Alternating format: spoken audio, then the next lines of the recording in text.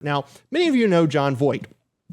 He has been acting for over 50 years now. In fact, I think we're at 60, I think.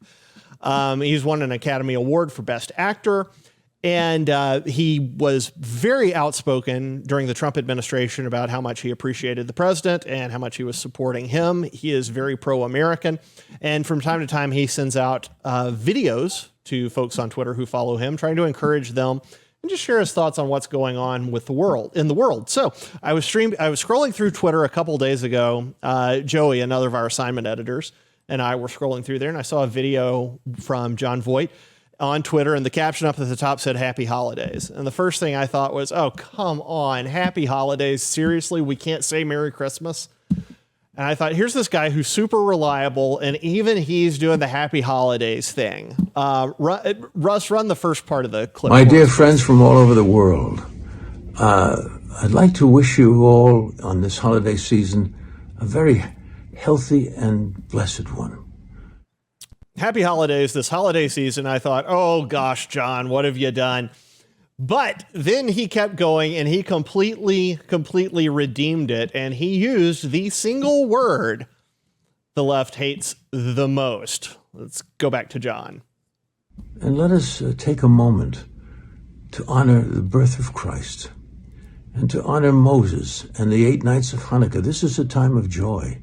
Let us not allow our nation's negativity to steal away our love and gratitude for this nation.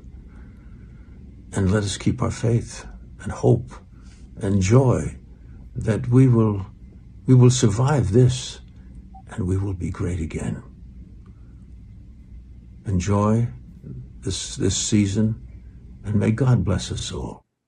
I like the "will be great again" at the end, a little homage to Trump there, I think. But the word he used was Christ. That is like kryptonite to the left. It is truly remarkable how vigorously so many people on the left respond when you say the word Jesus. I think they absolutely hate it because Christ was the truth. John 16:2 said, and in John 16:2 he said, "Look, the day is coming when people are going to kill you, my followers, and think they're doing something good." And it doesn't feel like we're just that far away from that these days. I thought it was just spectacularly refreshing to see a celebrity, an Oscar Award winner, no less, actually stand up and just talk about Christmas being a celebration of the birth of Christ. I mean, Grant, I just don't expect that anymore. Do you?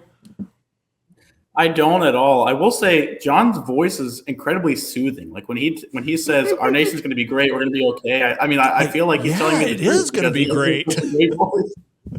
But yeah, it's very rare to see somebody mention Christ so openly these days. It's almost not quite to the same level of the transgender language that we were talking about earlier, but it's almost as bad. It's like you can't talk about that. You can't talk about your Christian faith. And so to see somebody talk about it openly and to say we need to have joy and this is a joyous season and to say why it's a joyous season because Christ came to earth and he later died for our sins. I mean, that's where the joy comes from. And it's refreshing to hear someone actually talk about that when it's sometimes not talked about so much. Now, I agree with that. Now, Rob Schneider went maybe even a step more. If there's one thing that irritates them as much as Christ, I think it's the phrasing that Rob Schneider used in a tweet he posted a couple days ago. Rob, as you may know, has spoken out from time to time and articulated some conservative positions. If he is a Christian, I'm not aware of it, though this tweet makes me wonder if he is there at this point. Let's pull that tweet, Russ. Can we show that? No, we can't. Oh, there it is. There it is. So Schneider posted, if Jesus came back tomorrow, all news about his return would be immediately banned on Twitter and Facebook, and a YouTube fact checker would put on warning labels and redirect videos to the CDC and to government warnings of global warming. So Rob used the J word. He used Jesus, and then he dared to talk about the second coming of Christ. That is really foreboding. Only nut jobs believe in that, as the media would have us believe.